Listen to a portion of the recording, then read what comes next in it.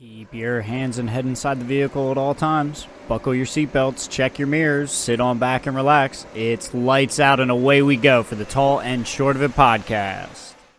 All right, everybody, it's Wednesday. Welcome to another episode of the Tall and Short of It podcast, coming to you live from the Service of the Sun. I'm your host, Justin. And I'm Aaron. Welcome back, everyone. Justin, good to see you. We've got a lot to get into this week. We've got the French Grand Prix recap. We've got the Hungarian Grand Prix preview. We've got League of Legends, Magic the Gathering. We've got it all. How are you? I'm doing well, man. Good to see you as well. Let's get right into the episode. Give me your rose thorn seed here for the week. Sure. So my rose for this week, just this past week, I got together with my two friends whose wedding I'm officiating, and we kind of nailed down most of the my officiant speech and everything that I'll do. I didn't give them all the details. I want there to be some surprise and laughter on the wedding day when I'm giving my speech, but in general it felt good to kind of solidify what order things need to be in, clarify some things with them about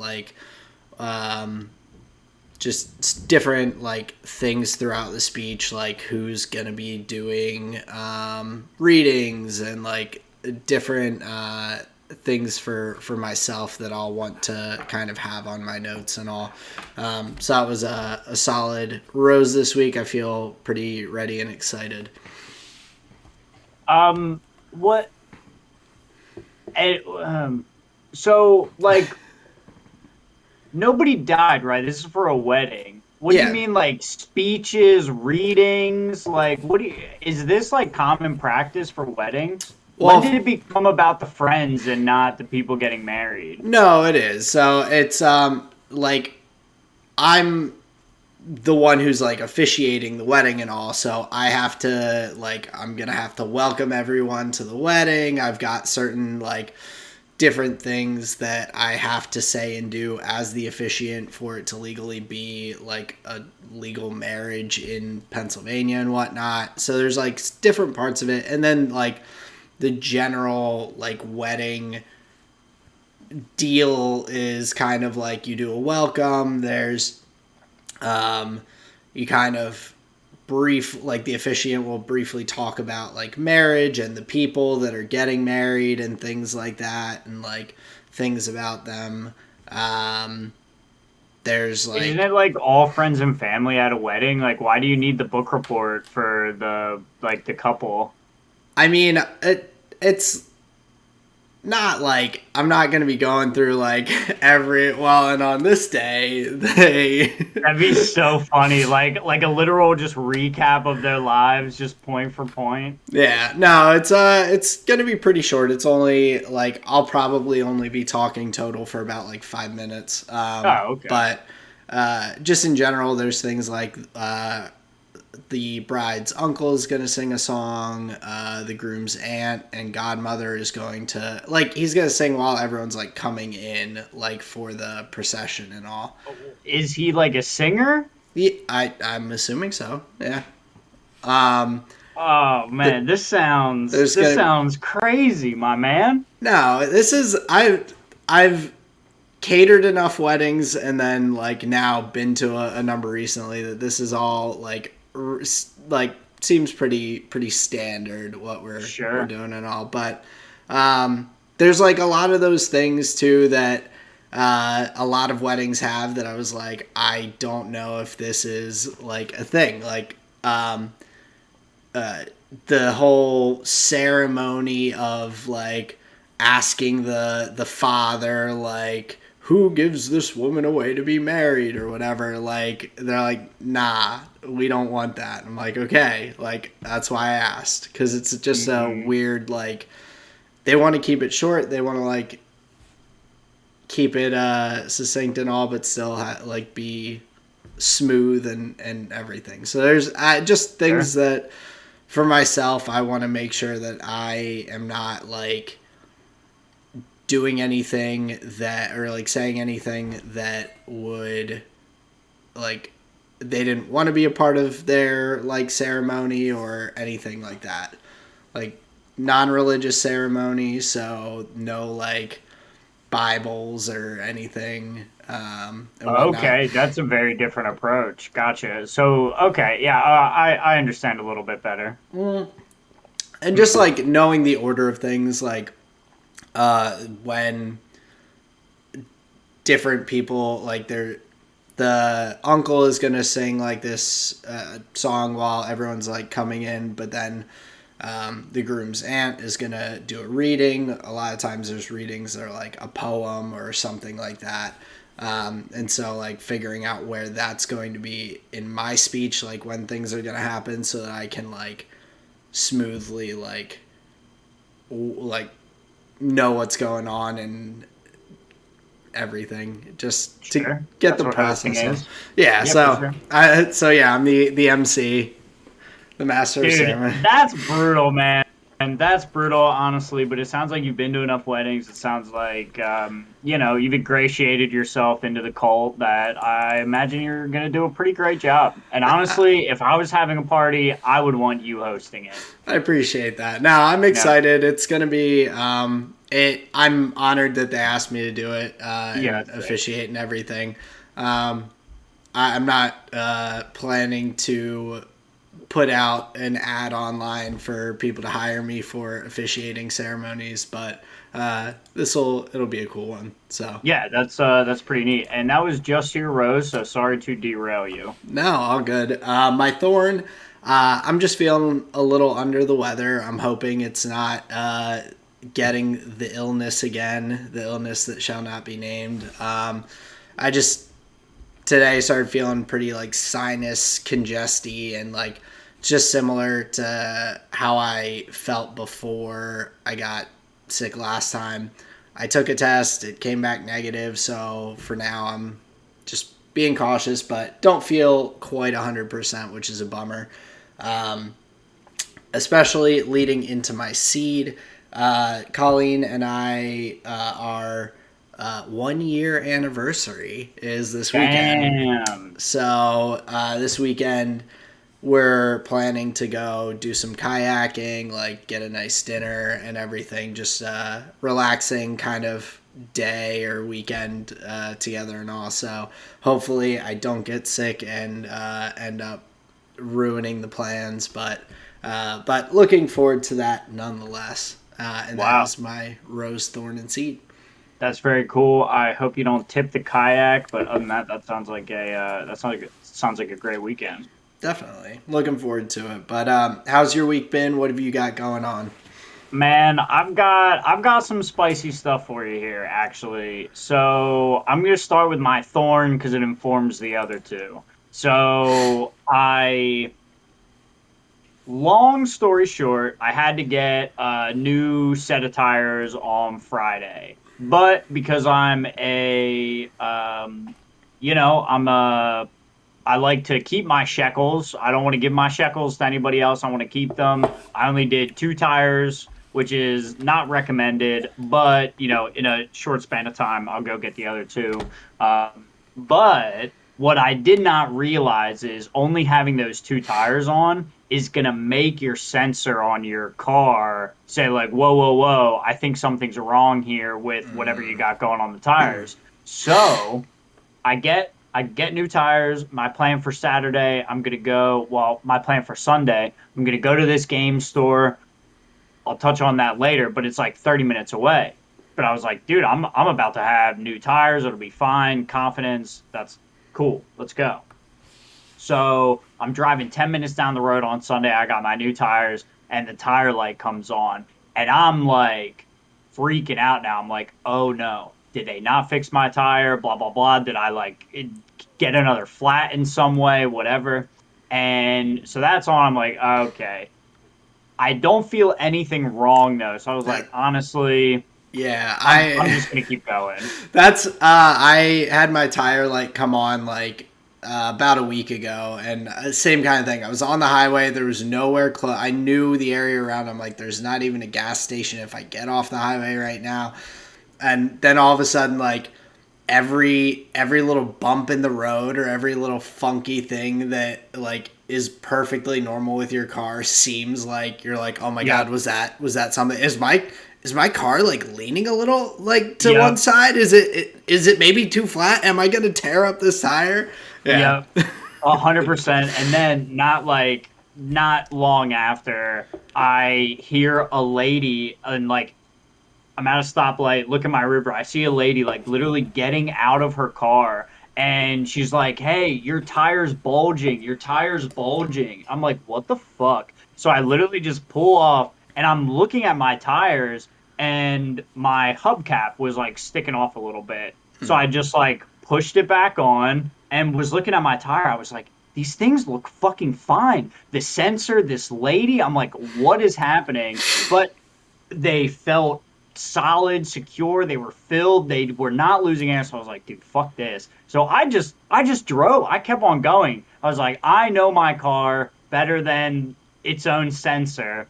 And lo and behold, I Googled it once I arrived at my location, and every result said, yeah, different tires, it'll fuck up the thing, blah, blah, blah, blah, blah, blah, blah. I was like, all right, cool. So my thorn was the tire light. On my way to this, it's called Complete In Box, where they refurbish and sell Nintendo Wii games, PlayStation 1, PlayStation 2, and you can take your old shit there and trade it in for store credit. So I had a bunch of PlayStation 2 games, had a bunch of PlayStation 3 games I was never going to play again. And I had already taken some of them to GameStop, and they were like, I can't take any of these. I'll take these, and I'll give you 30 cents for them. I was like, all right, fine, I'll take it. So really frustrated with that. End up going to Complete Inbox. My man's gonna give me $50 for all the stuff that I have. So I'm like, let's go. I was super excited. Bought a PlayStation 2 controller, a copy of The Last of Us, and I bought 4 Streets of New Capenna booster packs. Just 4, just random packs, just grabbed them out of the box. Okay, cool. So the Rose is trading old PlayStation 2 and PlayStation 3 games that I'm never going to play again into Magic cards. I have a little story about that. My seed is now knowing that for some of this retro stuff that I do have here, that maybe I'm still using, but one day I won't. There's a nice bit of peace of mind that has now replaced the fear of GameStop, where they're not going to give me anything for this. I'm going to have to throw it out. I spent good money on this at one point, but now in my head, I know there's a place I can go, and I'm going to get good like store credit for the thing that I had, and then B, it's going to go to a good home afterwards. It feels like reuse, reduce, recycle. At least I don't have to throw it out. It'll go to a good home somewhere. I love all that stuff. And then just the rows of roses. I got 4 booster packs, right? So I'm not like cracking a bunch. Like my odds for something great are not high. But I think it was the second or third pack that I opened. In the back from the list, a Sensei's Divining Top worth like $35. Amazing card. And I was blown away. I don't get that lucky. I literally fell over backwards. I was like cracking on kind of like on my knees at my little table. I saw it. I just like dropped it on the table and fell backwards. I was like, oh my God, Sam. Oh my God. I was super excited. It's such a strong card. Like, what would you say? Like an iconic card in the history of Magic. Pulled it off the list. And so it's a reprint from the New Capenna from the original, like yeah. So they like slide in these like older cards into new standard sets as like a little bit of a lottery thing. Gotcha. And I hit the lottery big pulling one of these. And Nice. like, oh dude, I was just smitten the whole time. It was amazing. So basically my Rose Thorn and Seed was this, whole gallivanting trip to the retro game store. No, very cool. That's Yeah. I'm glad to hear that your tires are okay, and that's awesome that you're able to turn some trash into treasure a little bit with old stuff like that. Seriously. Especially like the GameStop thing just kind of blows. Like being there and just being like, oh yeah, like here are all of my childhood memories, and they're like, yeah, that'll be $10, but I'll give you 12 if you want to take store credit. It's Right. like dumb. And Awesome. that's such a good thing, because it is like it's not just the game, it's the time spent, it's the friends, it's the memories, it's all that kind of stuff. And they're just like, "Oh, it's just like a piece of fucking plastic. We don't care about you." So yeah, so that was all fun, but lots to talk about here from this past week. Now I know you had some motorsport headlines that we want to get into, so yeah, go for it. Yeah, just especially with some of the things we've talked about in past weeks. In IndyCar news, Alex Palou, who signed with McLaren that we just talked about last week, is in a contract dispute now with his current team, Chip Ganassi Racing. So they've filed a lawsuit against him, a civil suit, and so the transition over to McLaren is already going poorly before the season's even over at his current team.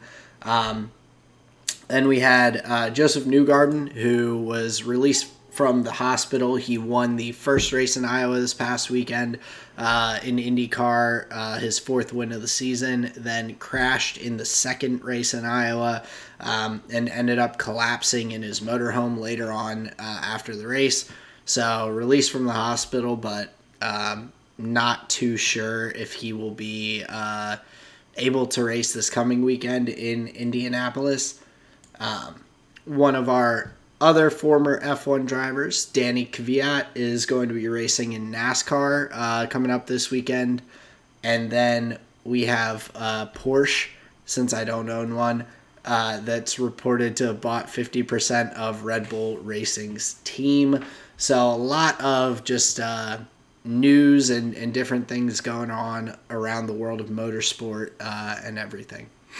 Now, talk to me. What does that mean with Porsche buying 50% of Red Bull? Does that mean Red Bull is trying to phase out? Does that mean they're incorporating Porsche parts into their builds? Is it a partnership? How would something like that work?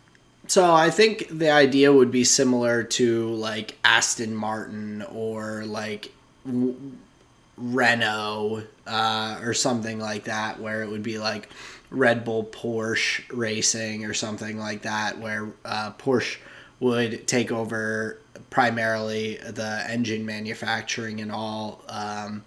So with Honda pulling out, Red Bull taking over their own engine creation and everything.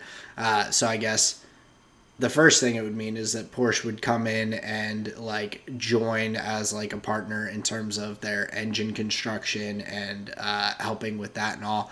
I don't think that they would have as much to do or be a part of in terms of the like building of the rest of the car and parts and things like that, but they would be, of course, like a financial sponsor as well in terms of the like budget cap and like costs of building the cars and everything. So it's also, I think, just good to have it. Well, good and interesting to have another engine manufacturer in the mix. Who knows? Maybe down the road it won't be them just supplying Red Bull and AlphaTauri's engines. Maybe it would be similar to like how Haas or Alfa Romeo have Ferrari engines or something. It opens up those kind of doors as well.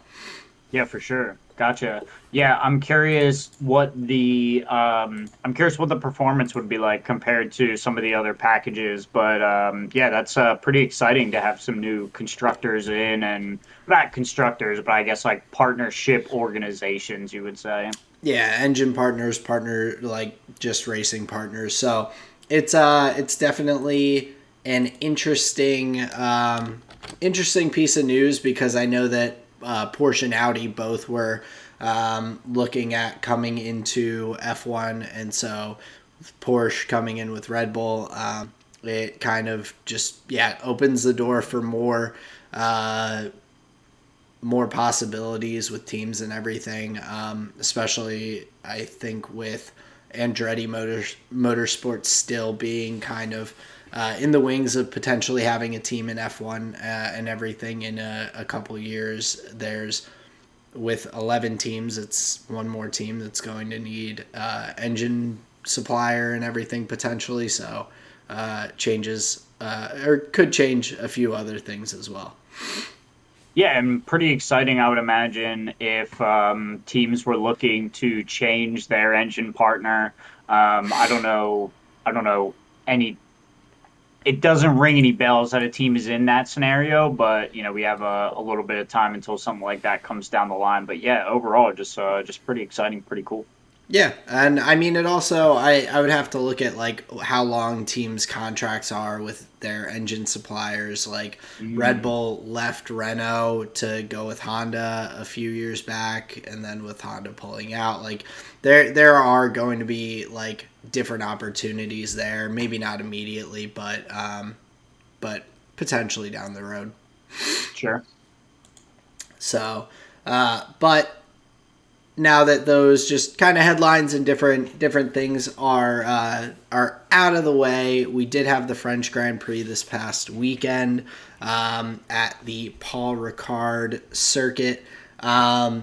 Fernando became the leader in most laps raced for a career, and with this race, Max now has raced the most races for Red Bull of any driver that they've had, which is Mm. kind of a crazy stat. So Yeah, that is. Well, it seems to be indicative of a team that is maturing from like an organization standpoint, where you're having not so many in and out drivers that are not living up to expectations, or have their own career goals or whatever. And then also with the change from Renault, where that you had just mentioned, it's indicative of an organization saying, "Hey, this isn't working out for us. We may have to, make moves to kind of do it ourselves." And that's exactly what they did. And now they have somewhat of a franchise driver, a number one driver that they're focusing plans around. Obviously, I think Red Bull does a good job of showing love to both sides of the garage.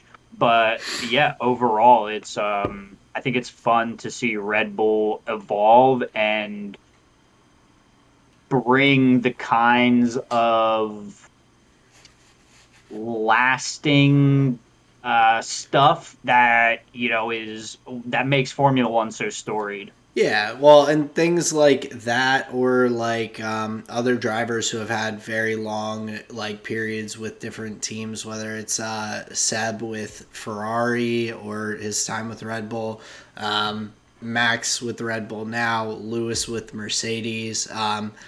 It it's good to see like a team that has a really talented driver really put the effort in to keep them and everything, and like to grow them in their career and all. It it's nice because like you have someone like Max who is not just like jumping at other potential options or offers or anything, whether I mean, who knows if Ferrari, Mercedes, any of those teams would have offered Max, but I mean, with him being one of the best drivers on the grid, there would have to be offers out there, and so for Red Bull to like have kept him, and like they're kind of building a little bit of a legacy together. It's pretty cool.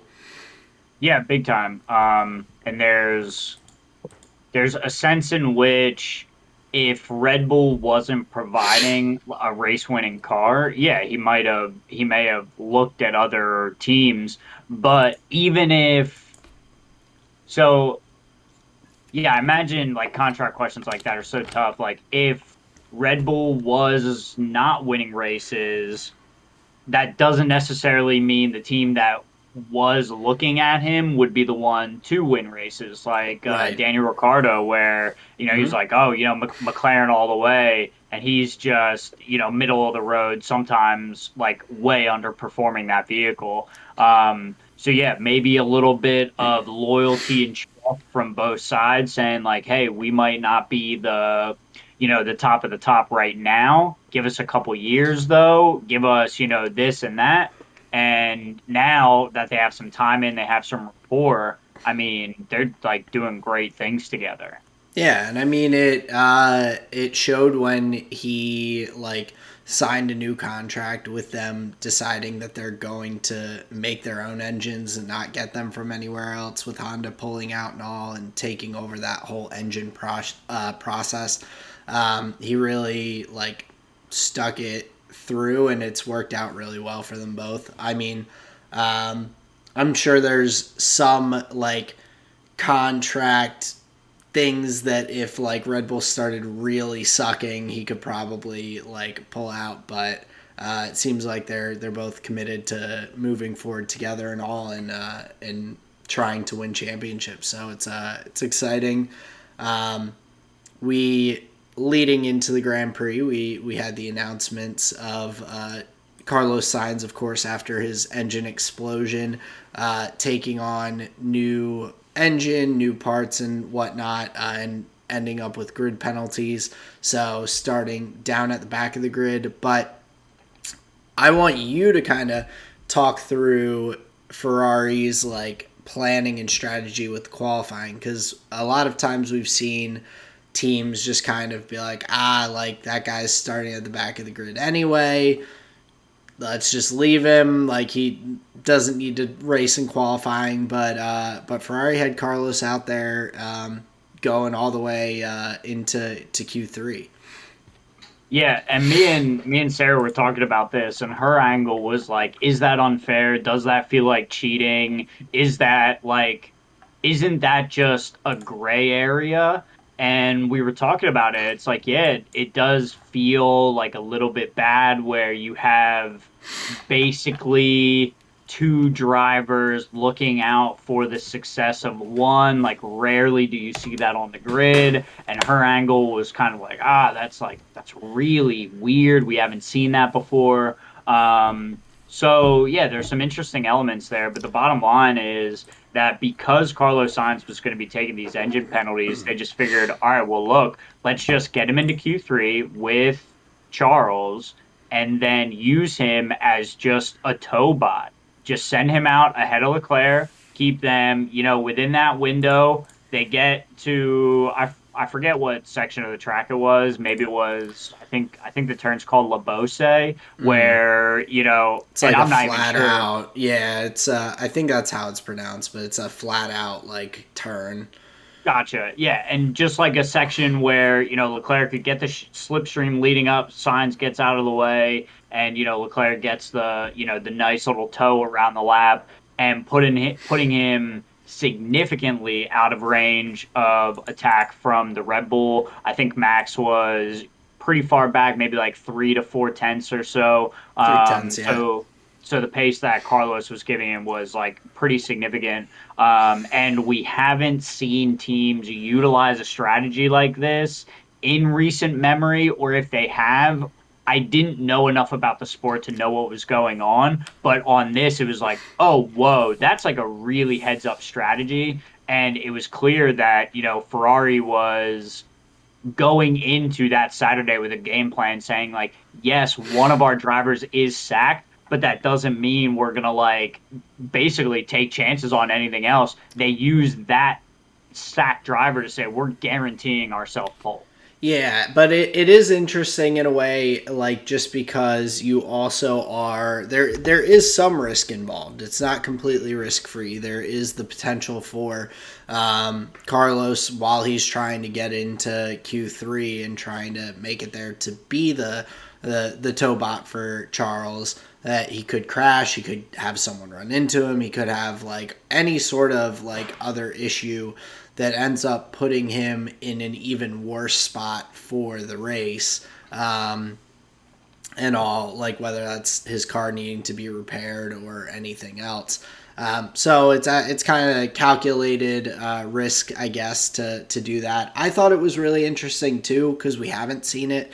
We've seen times where the different teams have like utilized teammates, whether it's Checo helping Max out with giving him toes and whatnot in the tight battle with Lewis, or like these other opportunities that drivers have, like whether Valtteri giving Lewis toes to help him in the fight with Max last year, like that definitely happened. Not in this same kind of scenario though, where the second driver is going to be starting at the back of the grid no matter what. Mm-hmm. And this is more of a note, not like whatever, but the interesting thing about the way that Mercedes was doing it with Valtteri was it was weekend on, weekend off. They took turns with that toe during qualifying. So it was like either Lewis would go out first or Valtteri would go out I didn't first, depending realize on whose that. weekend it was. Yeah. So that was like one element where we were all kind of privy to the toe going on, but it was they were both trying to get lap times. It wasn't as though Valtteri was just like pulling off to the side of the road, like checking his watch and sipping his coffee and like, Right, you like go get it, Lewis. no other It's like a instance very where different someone scenario. is like going to be starting at the back of the grid, so it's like they don't need to go out at all, really. Yeah. Right. Yeah, So so just a bunch of well, okay, so here's the interesting note about it is it's obvious that there are a bunch of strategies available to these teams that unless the specific scenario arises, like we're not going to see it for seasons, for races, for months. But and that's what me and Sarah were talking about, where it's like, well, it only seems unfair because it doesn't happen all the time. It's only something that you're gonna see at the like mid-season, end of season mark when things have happened to these teams, where they're weighing the pros and cons of the back of the grid. Do we do this? Which race is the engine penalty race kind of thing? Like where the new power will be more important than some other circuit.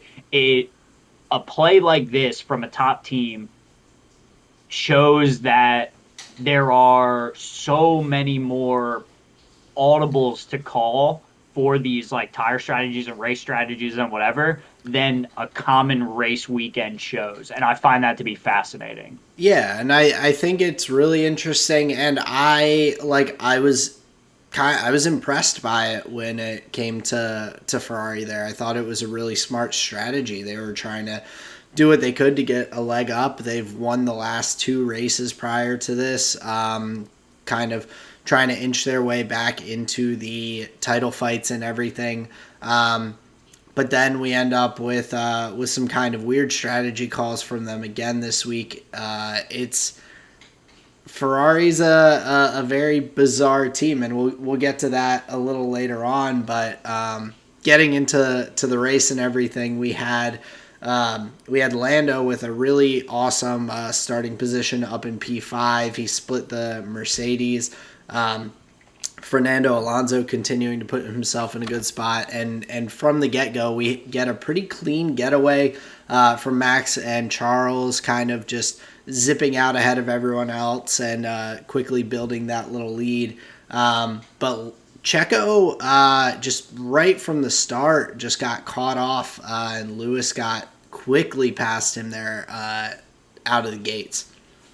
Yeah, tough start for Checo, and we saw a similar thing happen after the restart with George Russell behind him. So I don't know if his communication with the pit wall, if they like are calling that in his ear as well, if maybe he wasn't aware of the timings as specifically as maybe he should have been. But yeah, tough start from Sergio at the start of the race, and then a really rough restart towards the Yeah. end that allowed the overtake from Russell. Just immediately, too. There was no battle at all. George Yeah. just zipped right past him.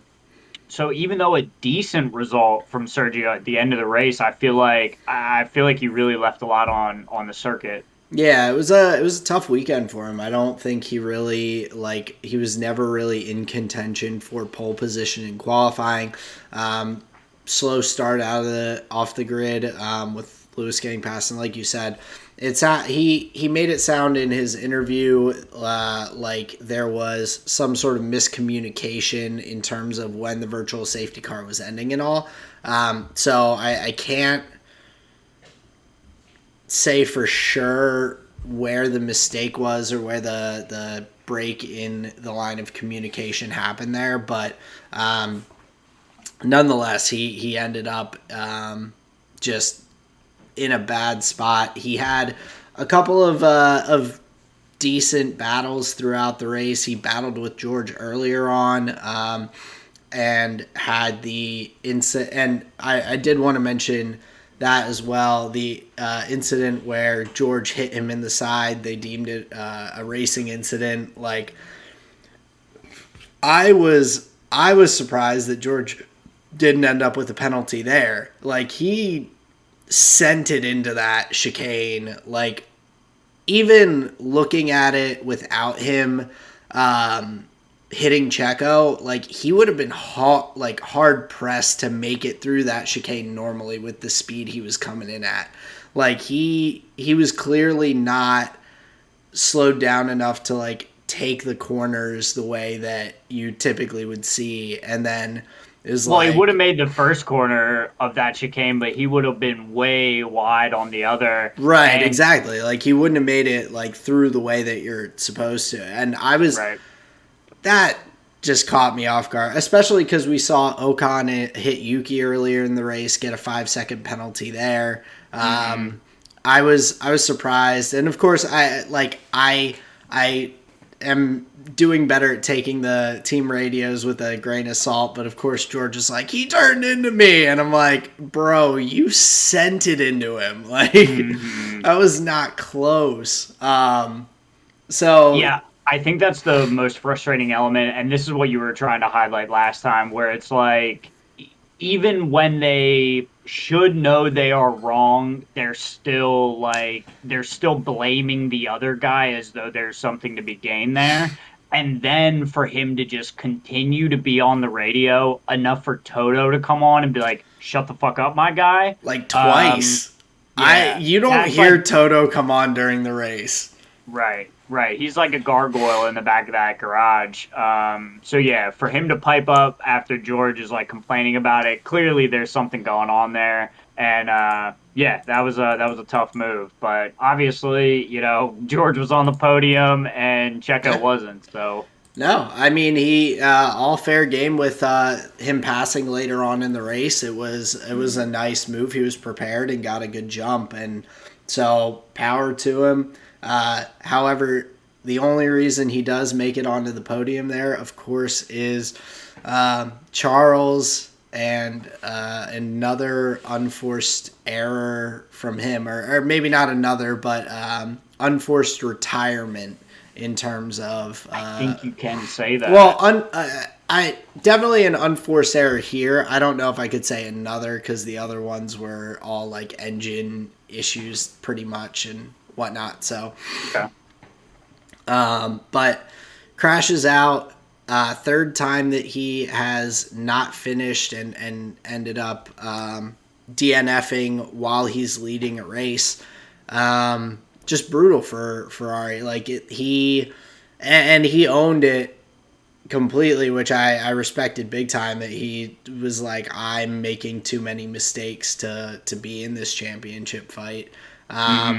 Which I respect a lot, coming from like someone who these guys are all hyper competitive, and he's like owning his mistake big time. But nonetheless, huge mistake. Really puts Ferrari at an even worse deficit to Red Bull now, both in drivers and constructors fights, especially in a race where Sainz is climbing from the back of the grid, trying to salvage as many points as he can for the weekend. Yeah, it is not great for Ferrari, not great for Charles, not great for their engine allotment. That's just really, really tough, and especially with Carlos this weekend having an engine penalty. We're likely going to see that happen to Charles. That's going to be another priced in setback, but that's just another race where he's likely going to have some kind of trouble, either a back of the grid penalty or some kind of incremental penalties, if he's not going to do the full thing. So yeah, really rough. And I think the thing that's going to stick out of my mind, and it's the moments that remind you that like these people are humans and not these like just puppets for our enjoyment. And oh, he said this, and oh, did you see that? But the moment on the radio where like you can just hear him angrily breathing into the microphone, and then just the heart-shattering scream, like Yeah. you feel that in your bones, and it reminds you that he is just a kid.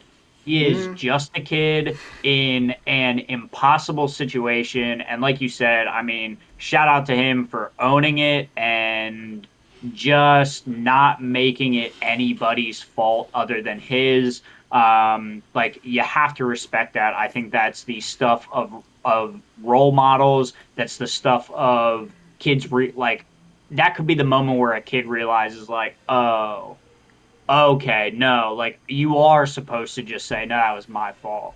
Yeah. Like that could really be something. So tough moment, I think, for the whole Ferrari family.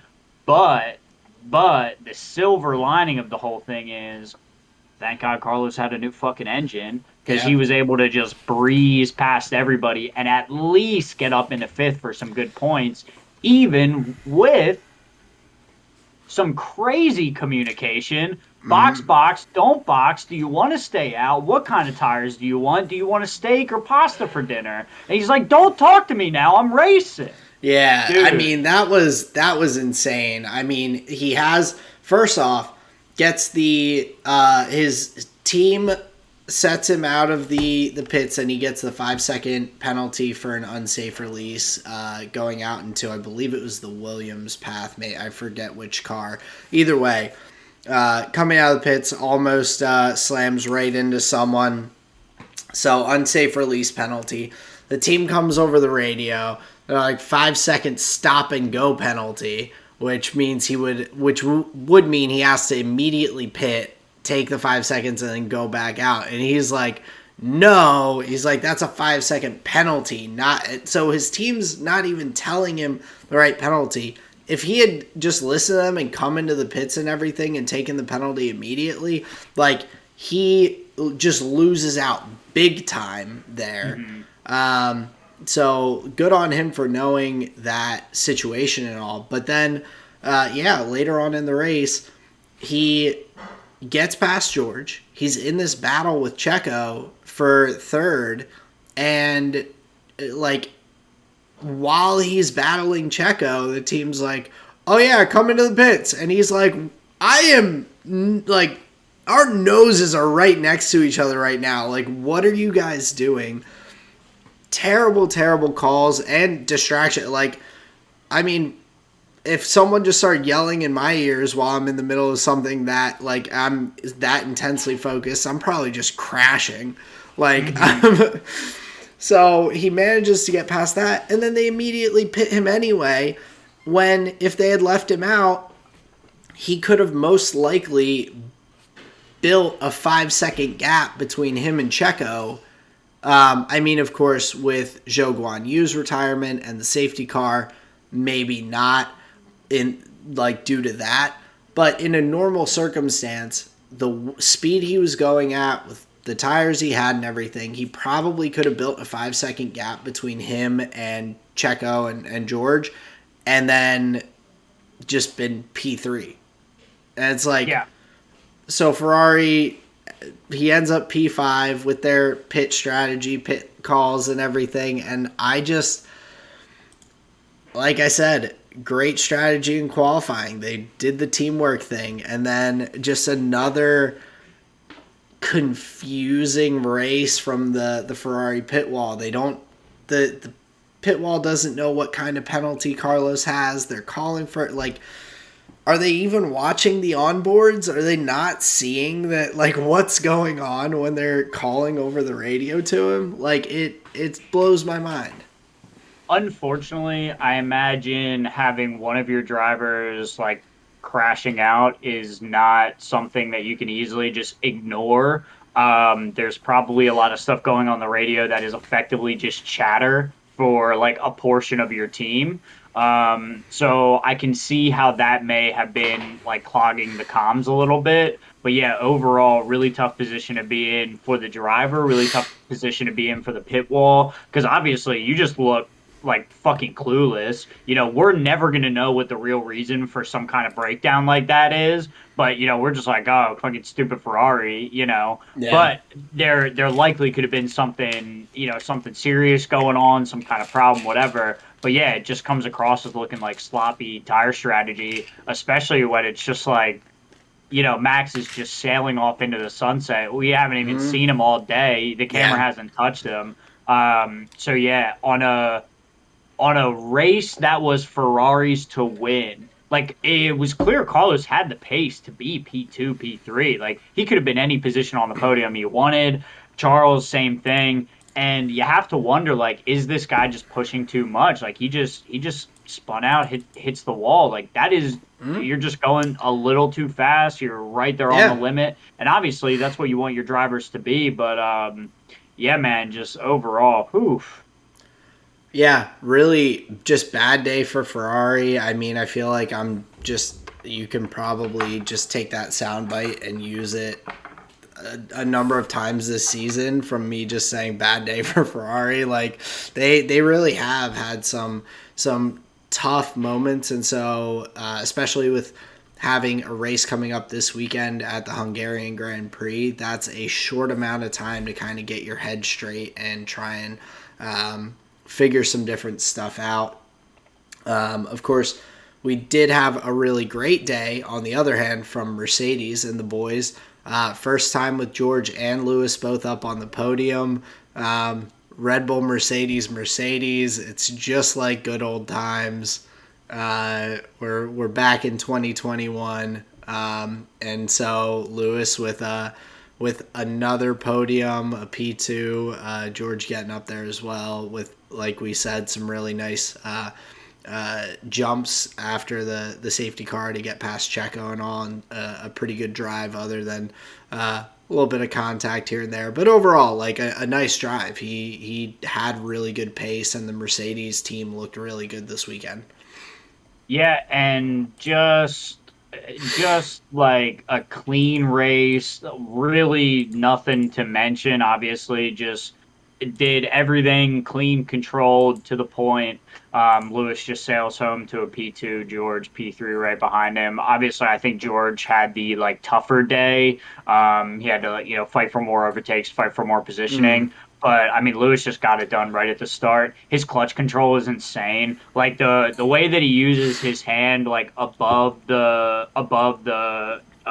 steering wheel in whatever fashion they have that set up. It's clear it allows him He's just so quick. really, yeah, just really good control of the car on the starts. And that great start, I think, gave him the positioning to like get done the fighting that he did have to do throughout the race. Yeah, he put himself in a good spot and kind of ended up a little in no man's land himself. Like he and Max finished P1, P2. I feel like I didn't see either of them for the last 45 laps of the Yeah. race.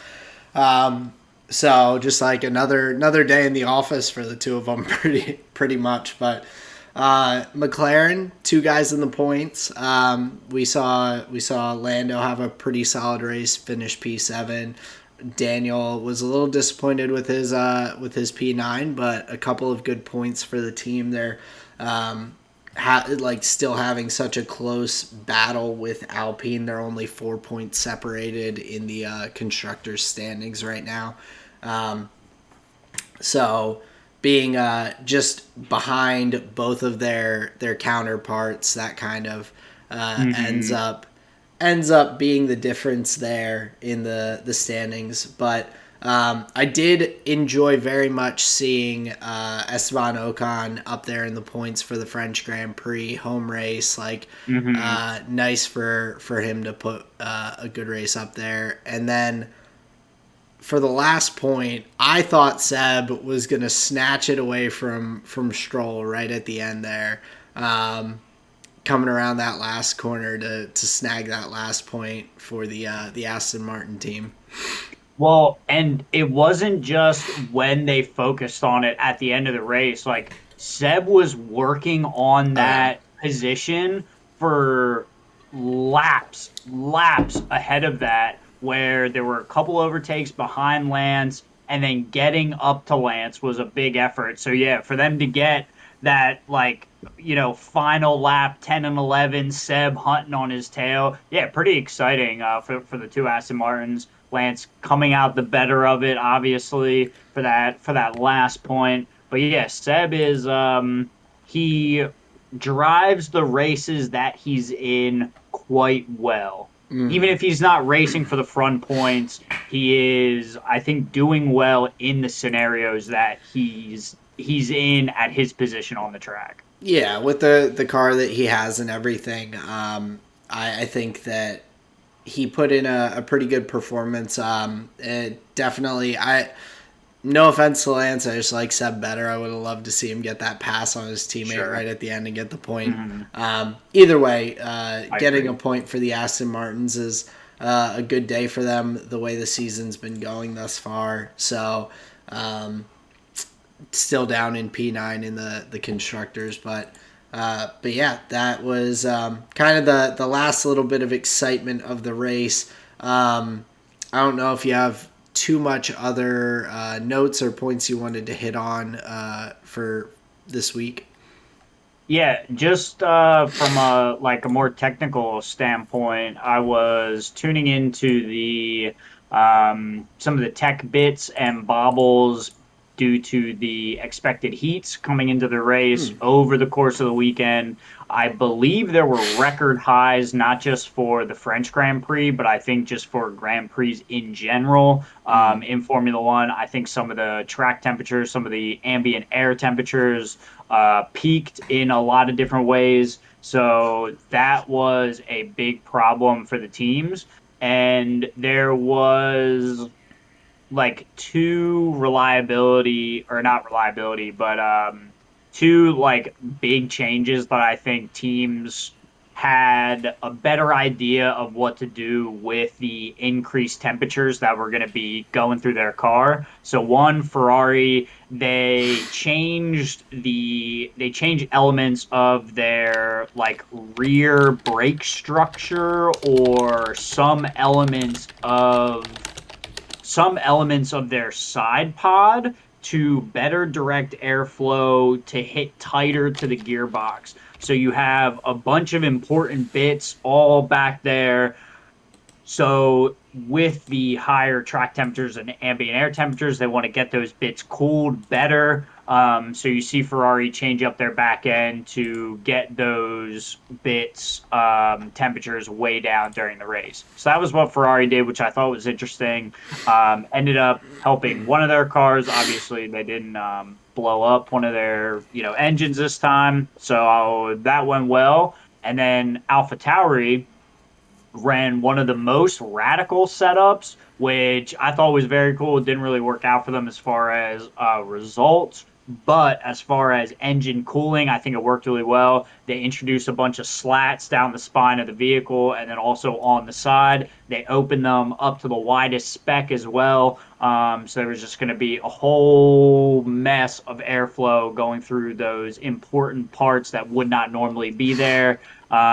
Basically saying all of this to say, while the cars look the same pretty much weekend in and weekend out, if you really take a close eye, the teams are taking very careful measures and intentional measures to work on problems that each of these tracks presents. This weekend, the high temps, we saw a lot of very, very interesting parts and changes to the vehicles to compensate for the heat. And like I said, I think the AlphaTauri solution was very interesting with the slats. Yeah, it's definitely creative to like, and I think that's one of the great things with F1 is you have this ability to create new parts to kind of work with whatever the setup you need to for the scenario and all. And like with the crazy heat, another note that brought to mind was in general the water bottles. Lewis didn't have water during like the entire race. Pretty much his water bottle system was not working. So in some of the hottest temperatures that they've ever had for a Grand Prix, Lewis had no water. It says he lost about 3 kilos, so almost 6 pounds just during the race.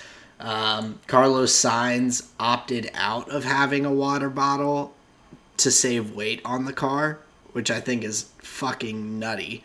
I think that's a crazy, crazy strategy. But yeah, he was like, save weight, make the car faster. I'll just die of dehydration. So, I mean, seems worth as long as you get P1, dude. yeah. So not worth. But no, it's with the weather, that definitely is a huge thing that comes into play, and we've seen really hot temperatures at other tracks, and so maybe some of these innovations, like you said with AlphaTauri, may end up coming back and coming into play or being improved upon and whatnot for future instances of these same kind of weather. Last year, I think it was the U.S. Grand Prix and then Mexican Grand Prix that both were pretty scorching temperatures as well. So you don't know what or how often or how frequently these innovations might be used or kind of improved upon. But it's nice to know that the teams have the the capability and that all these things are available to them. And yeah, it's super cool how they adapt their weapon to each track. But yeah, other than just mentioning on the track temperatures, that was all I really had for the French Grand Prix podium. Max Verstappen 1, Lewis Hamilton 2, George Russell 3. Fun weekend. Yeah, and we've got another fun weekend coming up. We've got the Hungarian Grand Prix at the Hungaroring. Last year, there was a wet weather day for the race. Ended up seeing this was the race where Valtteri locked up going into the first turn and took out Lando, Checo, Max, like half the grid. Oh, that's right. So that race is coming up, and we are expecting some rain from what I saw on Saturday, at least for qualifying. So that could mix up the qualifying a bit, having a wet day for that. There are definitely some drivers that can kind of leapfrog up the standings just from their skills with driving in the rain and all. So it'll be a fun weekend and kind of exciting to see that coming up on the horizon. Any other F1 notes before we look to move forward into some League of Legends? No, I don't think so. No, nope, that's all I have. Cool. Well, I guess we can start at the bottom. Now we're here, LCS.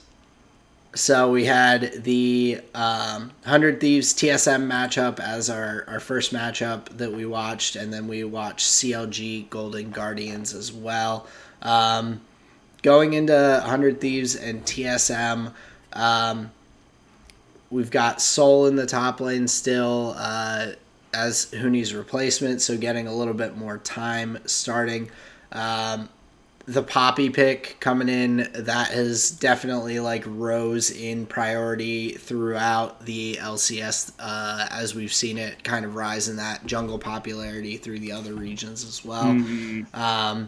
And I kind of hoped that Spica could get a little bit of something going on the pick. Didn't really end up making too much impact, unfortunately. But I think that was just in part due to kind of the draft on the other side with 100 Thieves. They had a lot of ability to just kind of shut that down. Gnar has his hops away, Lissandra with her ult and her claw to get away, and then the Tom Kench to help out Aphelios in the bot lane. It kind of leaves the Poppy without too much that it can really do early on. Yeah, and especially like you saw Someday really get the better of Soul in the 1v1 matchup. His Yone's flash gets burned like level 1, I think, to like a little bit of a pinch from the jungle. So right from then, Sunday's just gonna have the range advantage on him and can't opt into any of the like 50-50s or 60-40s or whatever. For the first 5 minutes, he just doesn't have flash.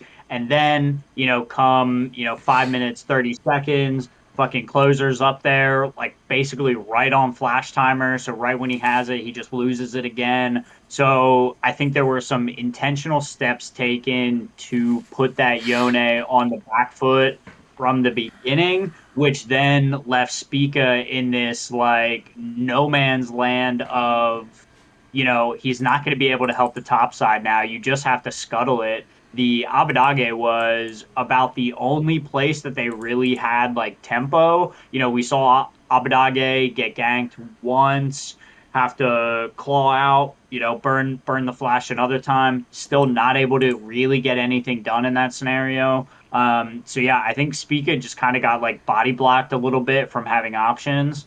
So I think from that scenario, it was pretty tough. Yeah, and we saw Instinct come up to the or I think this his first week as the starting bot laner. I believe so. Yeah. Yeah, I thought it that was the case. So we see Instinct in the bot lane, and so like losing that top lane priority for Soul with Closer and Someday kind of burning his flash consistently and kind of staying on top and pressuring. Pretty even mid lane between Maple and Abadaga. Like FBI and who he kind of just had the bot lane to just do their thing, especially against Instinct, who is a newer bot laner in the LCS, of course, and then Chime. That was definitely where the heavy lead kind of was gained for 100 Thieves.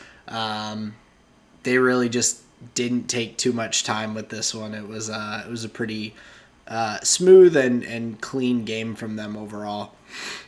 Yeah, I think so. And it was even a game where, FBI and Huhi are just like turret diving bottom lane with Gale Force activations. So yeah, there was not many options after a certain point. And like you were alluding to before, once that team comp got behind, they were gonna have very little outs to get back to tempo. So I think well played from 100 Thieves. They came in with a level one game plan, carried it out, and really pushed that just into the mid game. Had CS advantages, had gold advantages, and were just able to carry it through very cleanly, I would say. Yeah. So, and leading into the Golden Guardians Cloud9 matchup, that Yeah. one was definitely a bit more back and forth, a bit bloodier. We see the Poppy coming out of the jungle again, along with the Lissandra in the mid lane. But the Kale coming out for Fudge in the top lane ended up being really impactful. Some really solid Kale ultimates and just keeping members alive throughout the game.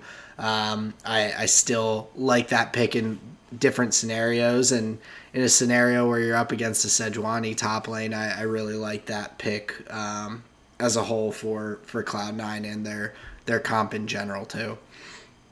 Yeah, and interestingly enough, like even in the pick and ban, you see Licorice coming in with the teleporting knight, and something tells me, like, I know Sejuani has the dash, but she does not feel like the champion that's supposed to, sacrifice flash for ignite.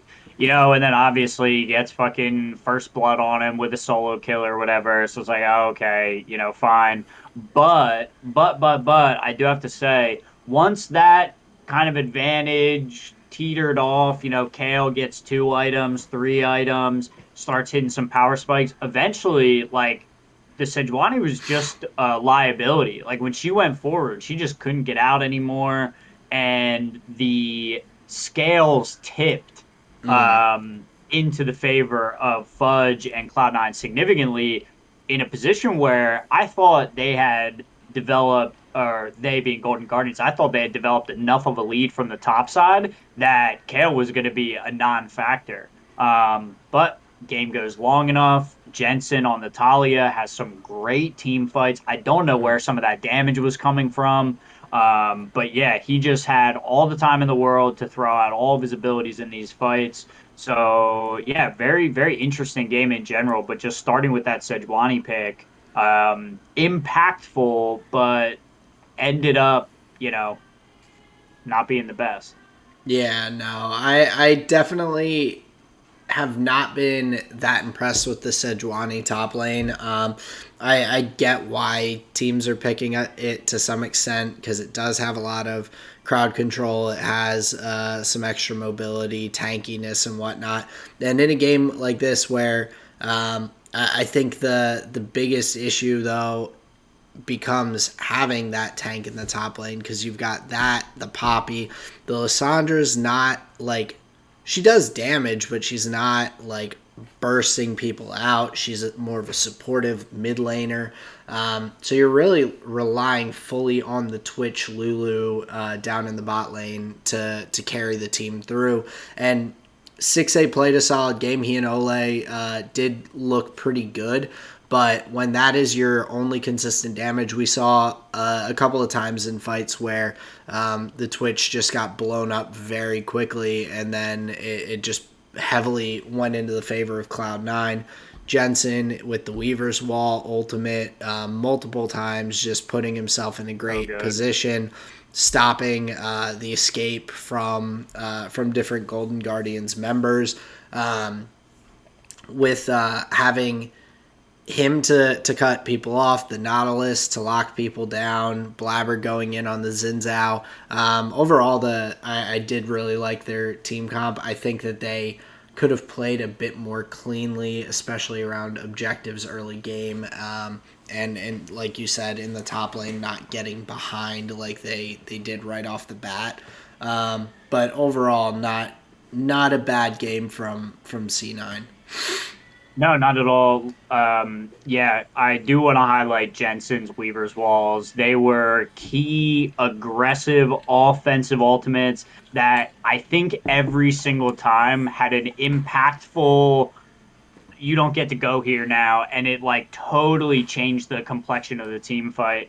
So yeah, I think that pick and that ultimate was key throughout the game. And a note about Cloud9 playing to their win conditions. Obviously, the Twitch is the power player of the team comp. There's the moment where they got into that skirmish around Baron. The Twitch reveals himself immediately. The Zeri gets the KO and flashes forward on the Twitch. Both of them just like right next to him, killed him immediately, and then the team fight in the game was just over. So Cloud9 playing to their win conditions, playing it well. Sven having some great engages, some great hooks.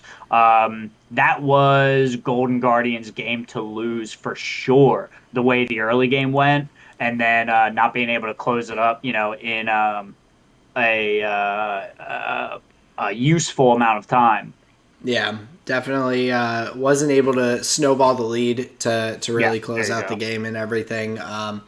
But I was impressed with some areas. I think Golden Guardians does have some potential overall to take some games off some of the teams above them in the standings, but they still have a little bit of coordination and all to kind of get together before they'll be competing too much higher up there. So for the LCS, just as a brief standings recap, because we haven't really hit that too much. EG is still up there at the top of the standings, 9-2. 100 Thieves is in second at 8-3. FlyQuest and Team Liquid are tied in third at 7-4.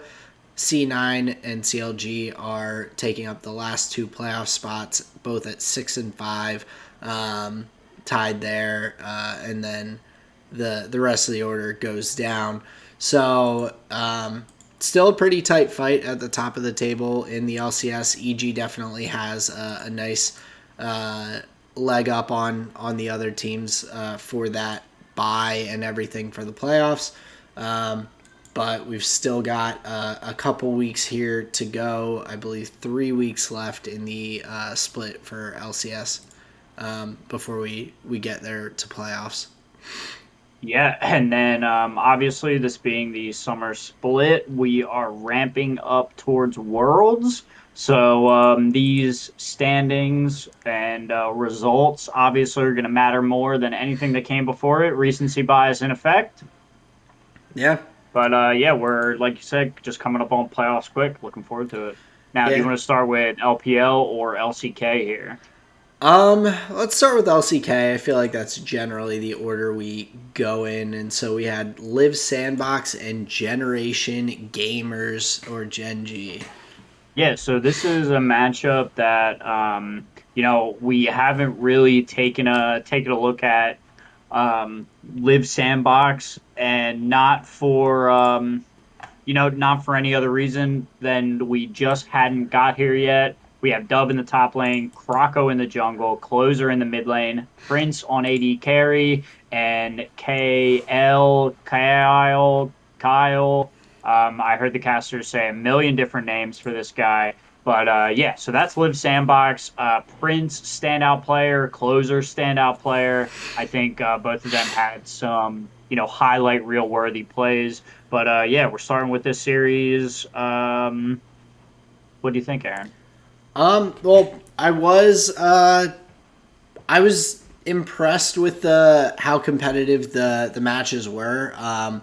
Just in general, Liv is at the top of the table, and like you said, we haven't really talked about them much. So I knew that they were a pretty solid team, but I didn't know quite what to expect.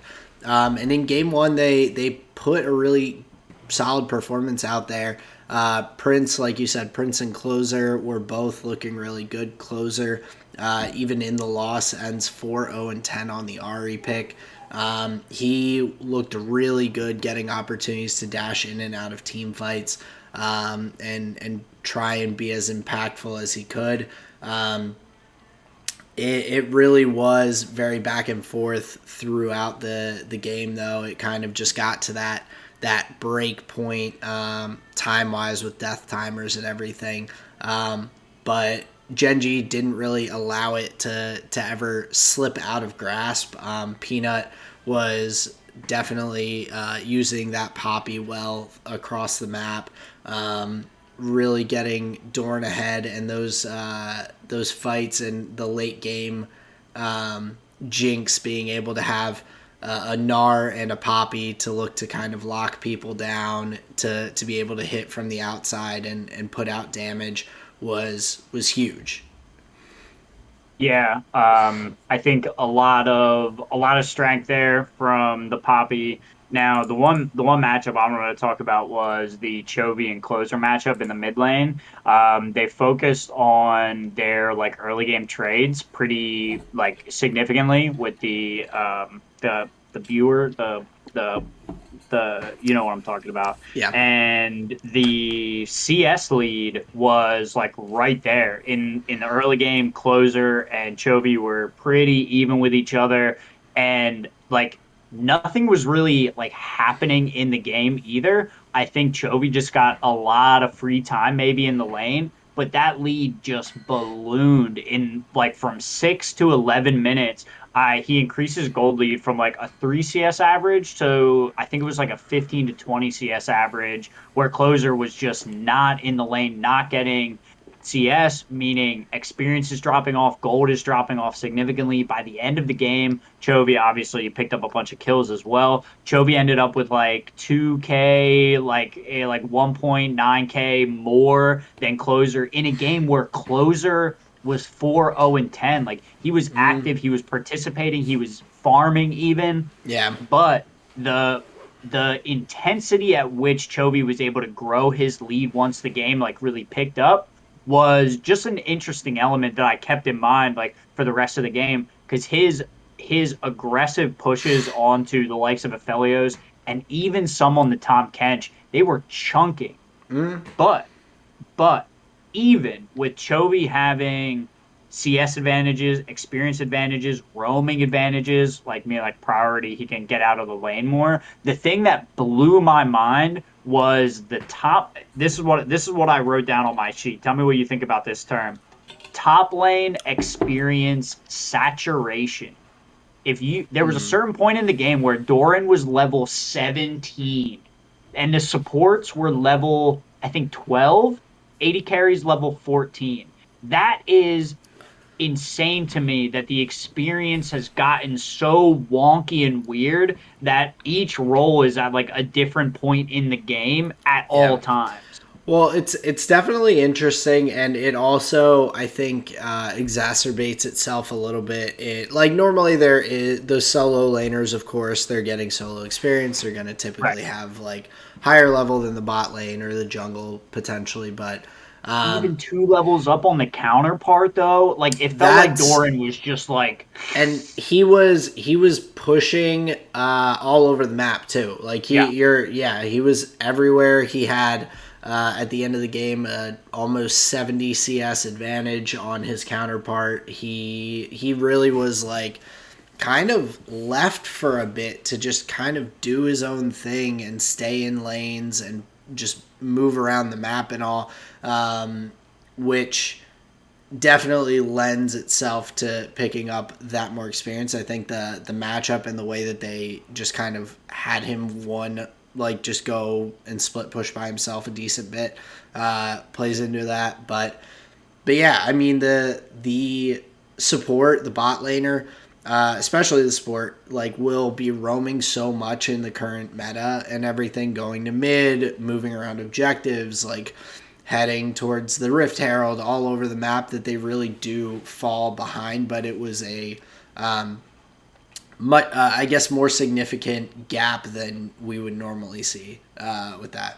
Or maybe it is that common, or There's to normally a some gap, degree. but it's not usually that big. Yeah, like that. It was a lot. Like Doran was just like the biggest, just the beefiest member on the board, across across both teams. So I think that was a big factor. And the thing that was crazy about Gen G in this game is like they had to know that Live Sandbox like were in the advantage. They had priority on the map that first time they started Baron, and like just gave up all that tempo. I thought that was an odd decision from Gen G. They don't strike me as the team that, like, as the casters love to say, coin flipping at Baron. They don't strike me as that team. So I thought that was odd. And then going back and doing it again, they were like, no, no, no, no, we just fucked up. We'll get it this time. That was pretty funny. But it led to this like really weird back and forth where fights were lasting way too long.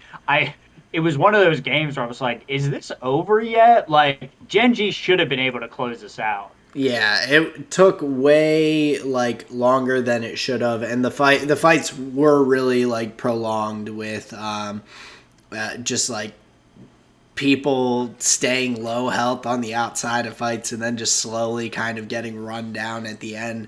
It felt like every fight was 30 seconds longer than it should have been or needed to be. Mm-hmm. But Gen G just, yeah, able to kind of scrape their way back in, get a Baron, win the team fights they needed to just end the game.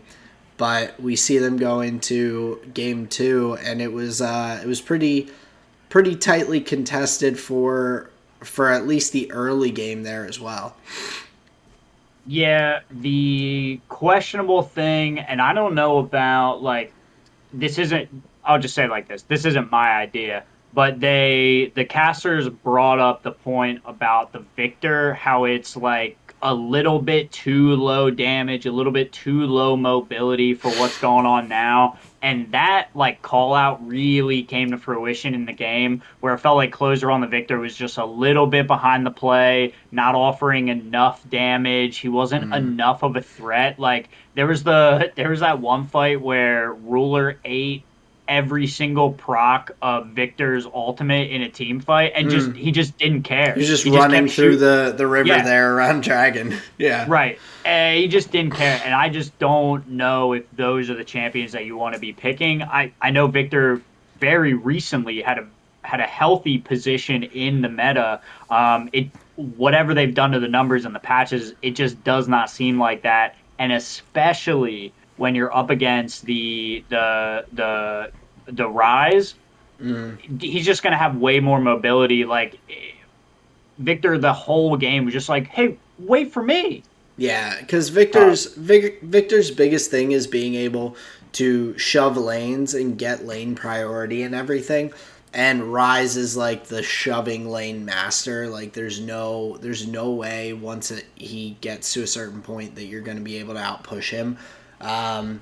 That along with the Morgana jungle, I thought was a really interesting pick from Peanut and Genji.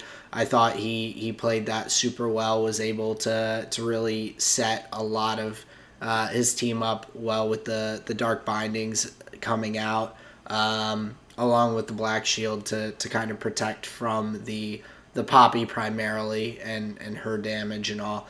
But yeah, Victor, it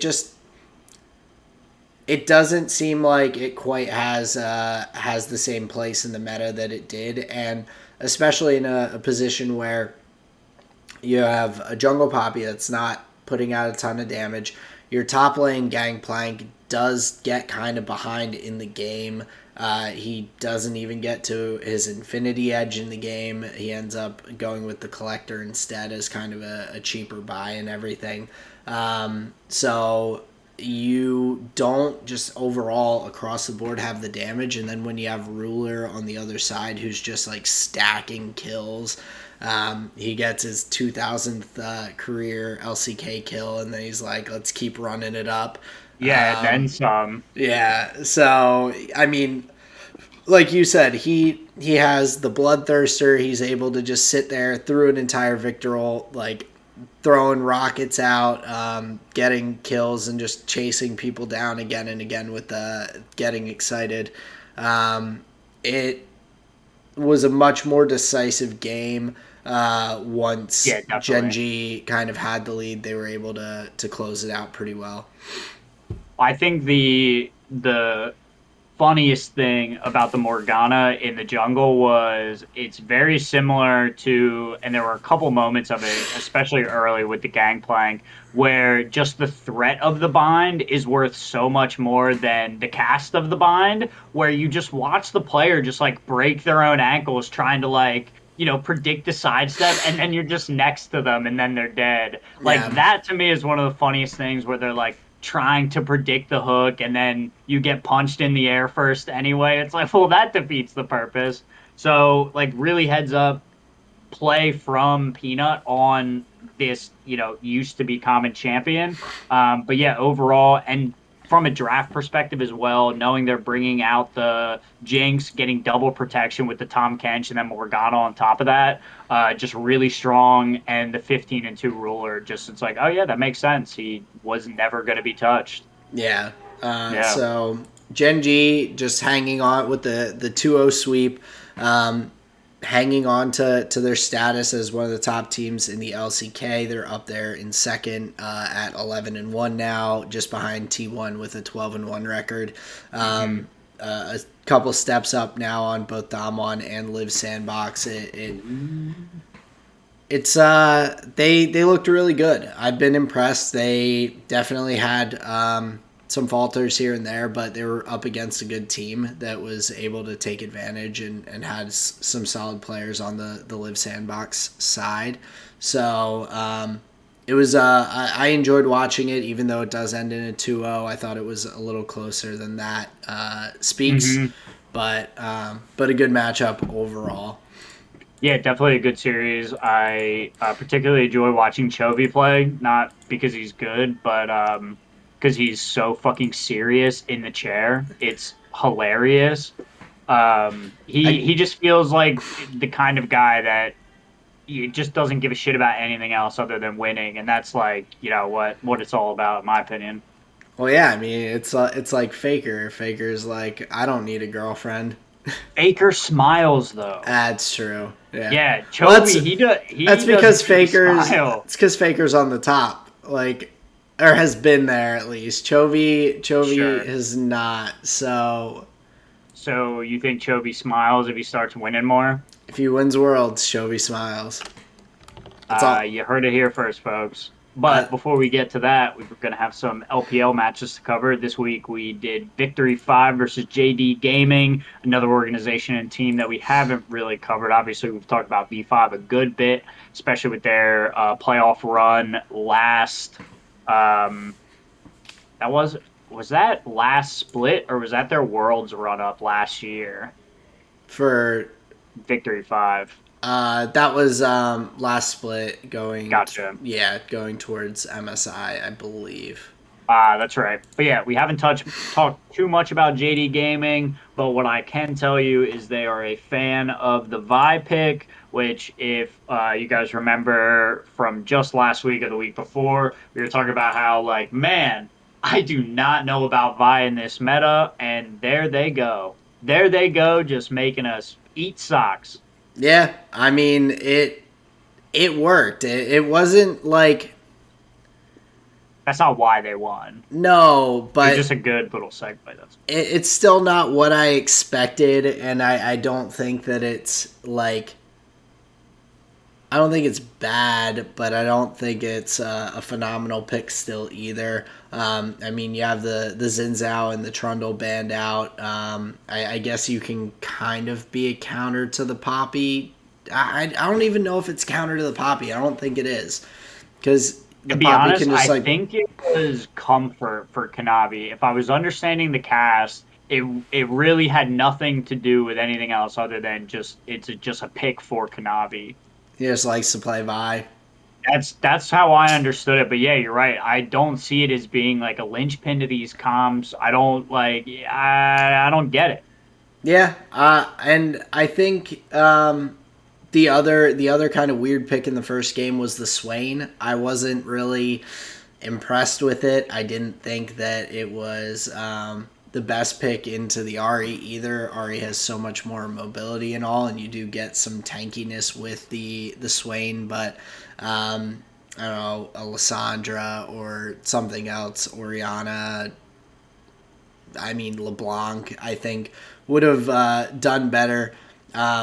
We see the Callista Mumu again getting to throw that sad mummy at other people, hoping it's going to make friends, and all he does is end up crying on them all. So,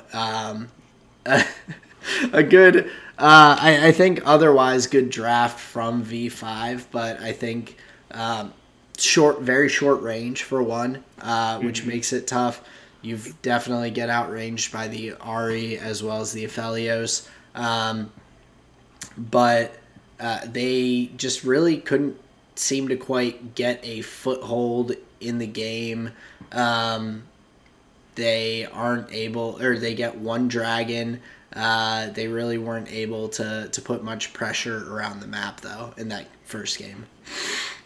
Yeah, they had like some really good early game plans. They had Karsa like able to shut down Kanavi a little bit, but it overall just like didn't amount to anything. They weren't able to capitalize. They weren't able to turn that into an advantage by their trademark 15-minute mark, where when they've had an advantage at 15 minutes, they've won the game, and that's very consistent. They were not able to get that kind of advantage, even while taking so much of their plan to play around the Kanavi and whatever he was going to be doing.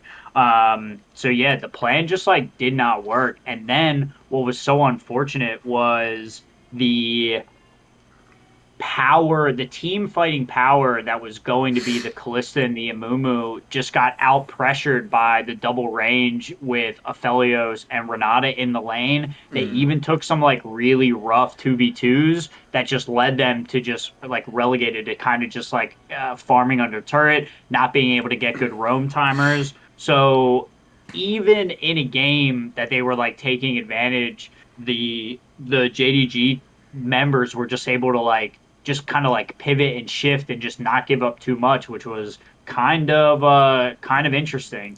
So in a game that V5 had some early game pressure, JDG comes back in the mid and late game around the neutrals. They had some great dragon fights. The mobility from Yagao was crucial. So yeah, the later it went, the better it looked for JDG.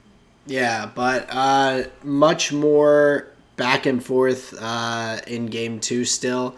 Yeah. And I really, the picks the picks that stood out to me the most, of course, are going to be Rookie on the Silas, but the Draven coming out of FoTW in the bot lane. Really, really solid pick, especially into the Callista. You have the ability to really chunk, and like you said, having that double range with the Renata in the bot lane, you're able to put a lot of pressure early and kind of try and snowball that. The Draven was able to get some good leads and really be impactful in team fights for a while, but Hope on the Callista just really, he and Missing just really scaled hard into the later stages of the game there. His ability to stay alive throughout team fights and position well, getting some protection from the Tom Kench was huge, and then kind of be able to chase people down. Yeah, the tough thing is, are you supposed to pick Draven with anybody else than the Renata, or like a Nautilus or somebody that you're looking to engage on?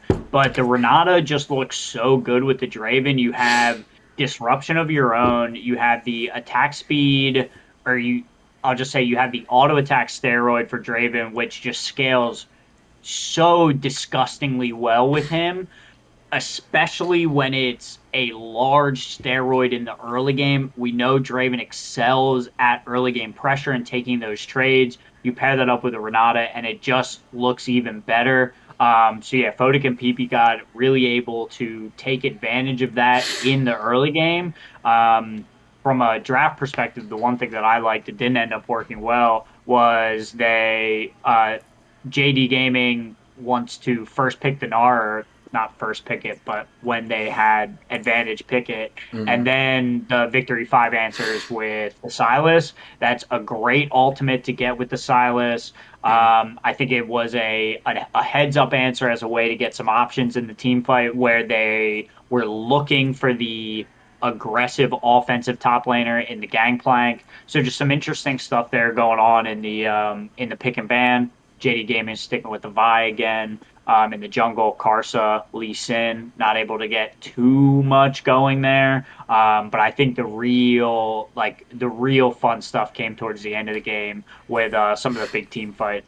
Yeah, and like you said with Rookie, not only being able to steal the Gnarl potentially on the Silas, but being able to steal Vile, Zero, and really have a lot of options for his ability to either engage, disengage for the team.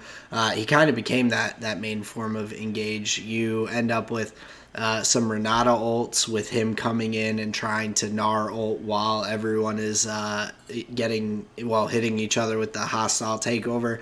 I think he had a couple of pretty good Gnar ults with his Silas and everything to keep it really, really close. But another game where I just felt like some of those team fights just went on forever. There's just all these low health people that no one gets blown up. Everyone just gets chased down, and we end up with like two people left on one side, one person left on the other, and just really, really bloody team fights overall. Yeah, and I think it was the Yagao on the Azir that really ended up being, MVP, the pick that they were happy to have. I think he came up really big in the team fights, was able to control a lot of space in fights where, the opposing members had to get pretty close. Moving through those soldiers was a big problem. And then right at the very end, just sealing it up for JD Gaming in front of the Baron pit, had the nice Emperor's Divide that just sealed them all in there and just thwack, thwack, thwack with those spears. It was really beautiful, especially after you had the Silas seconds before in the fight mashed three of the Azir's teammates into the wall. They were able to get out of that scenario and come back and win the fight. So a lot of haymakers being thrown in the last team fight. obviously JD Gaming comes out with it. But yeah, I think both teams were playing pretty well, and in that final fight, I think either team could have came out with it. Yeah, and so it's exciting to see, especially with JD Gaming being a team that we haven't really looked at too much so far this year, but they are first in the standings. So after this past week, so them being up just above V5 in that fight for first, up there with top esports as well. But I was really impressed. Like with especially them taking a kind of suboptimal pick in our opinion with the Vi, more of a comfort pick as opposed to something that would be a little bit better in the meta. Still being able to pull out the win in both those games. Kind of utilizing that a little bit differently with the team comp and all. Definitely a good team to keep an eye on here as we start pushing towards Worlds, like we mentioned. Yeah, I definitely agree. It's just funny to go through like a whole split and this team just beating everybody. We just hadn't got there yet, but I think it's in the spirit of bringing better coverage to the games that we do hit. But yeah, that has been a little bit of League of Legends coverage. Hit North America, Korea, and China. Anything else you want to add in there, Aaron? No, I think that's all I've got. I know we have Very some cool. Magic the Gathering though, so we can move right along to into that for the week. Yeah, just want to talk about some quick games that we had on Monday evening. It was myself, Ian, Jason, and Ben. Good games to them. I went 1-1 playing the same deck. Always love an evening where we get a W. Just a couple of key moments I want to focus on, and more importantly in game two. But I lost game one. He was playing his Turgid deck. So Turgid's mono black, makes you discard things, sacrifice things. But we're getting to like, I'm pretty sure it was around like turn 8 or 9 or so. So like everybody's, got a pretty good game plan going. We've all cast some spells, killed some things. Now the deck that I was playing, it's a Zony Thousand Eyed, green black. You want to My goal with it, fill up my graveyard with as many creatures as I can, get a massive cast of Izoni to get a bunch of insects on the board, and just start generating a bunch of value with my little black and green 1/1s. So we'll just say it's like turn 8. I have 16 creatures in my graveyard. It's my turn. Tap down all my mana, say I'm casting Izoni. Ian says, hold up. I've got a response. So there's a card called Sazat's Will. First, it makes you sack your biggest thing, and then the second mode makes you exile all opponents' graveyards, and then he gets a bunch of creatures for the power of the largest thing that was exiled or sacrificed or whatever. So with my commander still on the stack, he just wipes everybody's graveyard. All 16 of those creatures go away. A whole bunch of like value pieces go away. And so my 6 mana commander that was supposed to make the whole rest of my game just hits the battlefield to literally no effect, just the 2/3. I can't do anything. I was hosed. Definition of game over right there.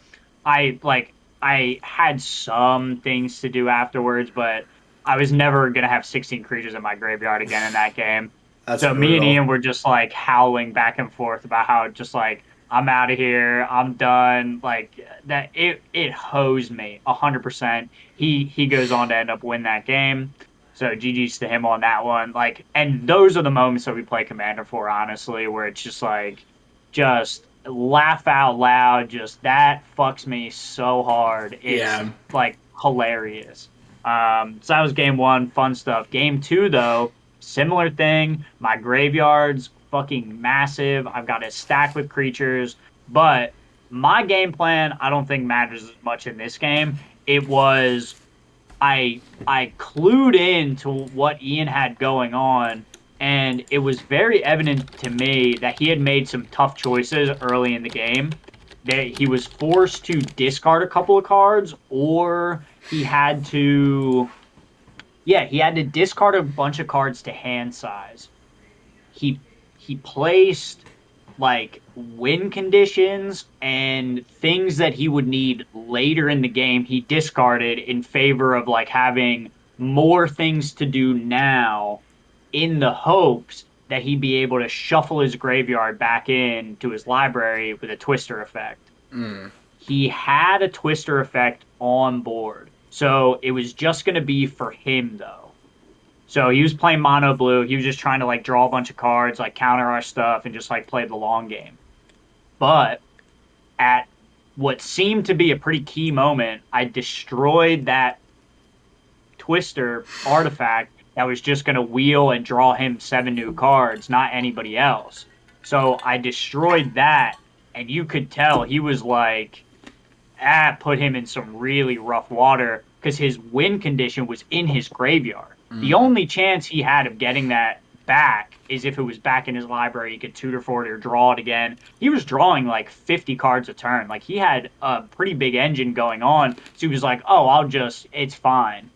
But destroying the twister piece made him have to wheel all of us if he wanted to draw more cards. He couldn't just get himself a fresh new 7. So he just kept wheeling us into answers, whereas if he just would have got to twister himself, everything would have been fine. So like he just kept getting shut off and shut off. But I just had to remove one piece, and then through a whole bunch of zombie damage from Ben, Ian got knocked out. So there goes the counter spells, and then I had like 2 just massive turns. I nuked the table for it had to be like 35, 40 damage like on each shot. It was massive. So yeah, a lot of really interesting stuff, and Ian was doing his darndest to just like, keep up this charade like he was actually playing Magic, but you could tell he was like, give me the answers, give me answers, I need fucking help here. He must have just been drawing all lands. Like it was a brutal game for him past that point, but I was very pleased because I was like, oh, the thing that he needs to win is in his graveyard, so I'm fucking with that. Yeah. And that's exactly what I did, and I ended up winning the game 50-50 on the evening. Nice. It's a it pretty solid record for the night. Yeah, I'd say so. And we have a whole bunch of games in the spreadsheet, and it's just always exciting to add new ones, but it's more about the hang than the wins is what you're supposed to say.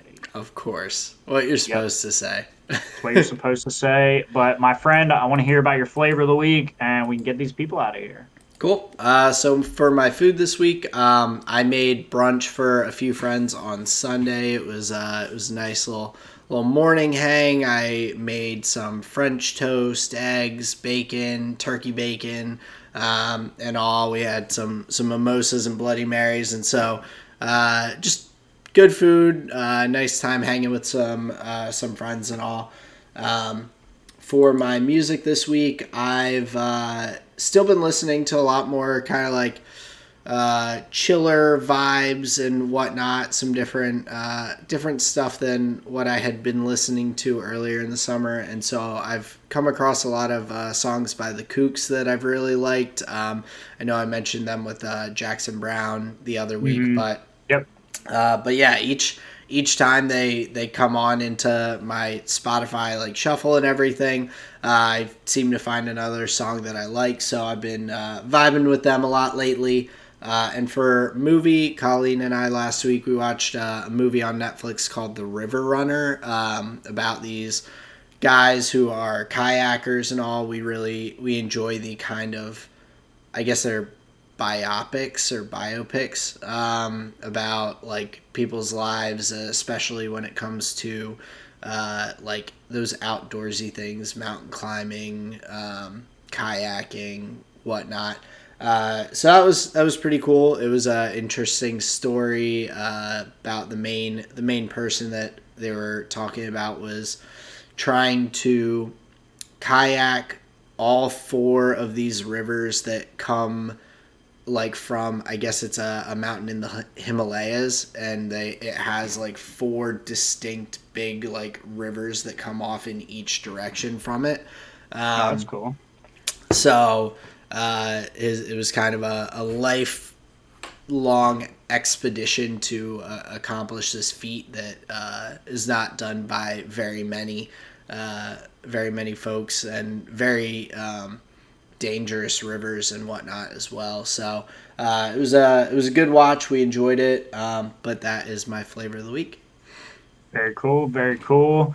Let me tell you a little bit about what I had going on here. So, my visual medium for the week, we watched through some of the Alien films.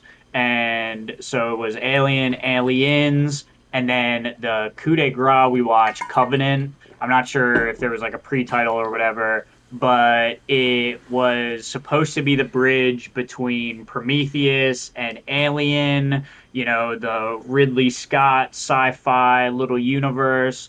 And we are now alien experts. We should be the ones to make contact. We should be the ones sent into the dark, disgusting places of space because we are experts now. Fun movie going experience. A lot of holes. Me and Sarah have spent a lot of time, probably too much time, picking apart these films and saying, well, what the fuck about that? I didn't get this. Well, what the fuck?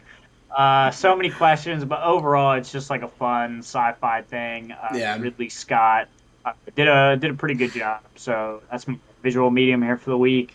My food for the week, I've been, messing around with a little bit of gelato as opposed to ice cream, and boy, has that been a game changer. Ice cream, it's like one of my favorite things in the world, but it messes with my tummy. But gelato is similar, but it doesn't mess with my tummy. Great texture, Nice. everything, everything's amazing with it. So that's been a really good find. And then my music here for the week, it's less about what I've been listening to, more about somebody I've listened to a good bit, but have all been offered like a new perspective on. So I believe it was comedian Joe List was talking about singer-songwriter Bruce Springsteen, and he talked about like what the music overall was about. And he said that he believes that Bruce Springsteen's music is about like just being dissatisfied with life overall, wanting to get out but not having the opportunity, wanting more from life, never being happy where you're at, always thinking that like you could be doing something better, or, there's a better world out there or whatever. And that in some way it like put the pieces together differently for me in some way. I was like, wow, that's a pretty succinct assessment of a guy's music. And I thought of all these songs and moments, and you're like, yeah, that is the thing that resonates, the feeling of wanting to get out and wanting better for yourself, and like, oh, look at these chumps, but I'm out here like, I'm going racing in the streets at night. So things like that. So being offered a new perspective on an artist that I've listened to for a good long time, and everybody's listened to for a good long time, Bruce Springsteen. So I thought that was pretty cool. But that's Yeah. my flavor of the week here. Nice. Dig There you it. go. That does bring us, though, to the end of the episode this week. Of course, as always, check us out on Google Podcasts, Spotify, YouTube. Hit us up on Twitter. Let us know your flavor of the week at Tall and Short of One on Twitter. But thank you all for listening. We really appreciate it week after week. New episodes every Thursday. Join us for some race companions. Join us for some races. Join us for some League of Legends matches. We really appreciate you listening. Thank you so much for your time. This has been another episode of the Tall and Short of It podcast. Peace out, everyone. Later.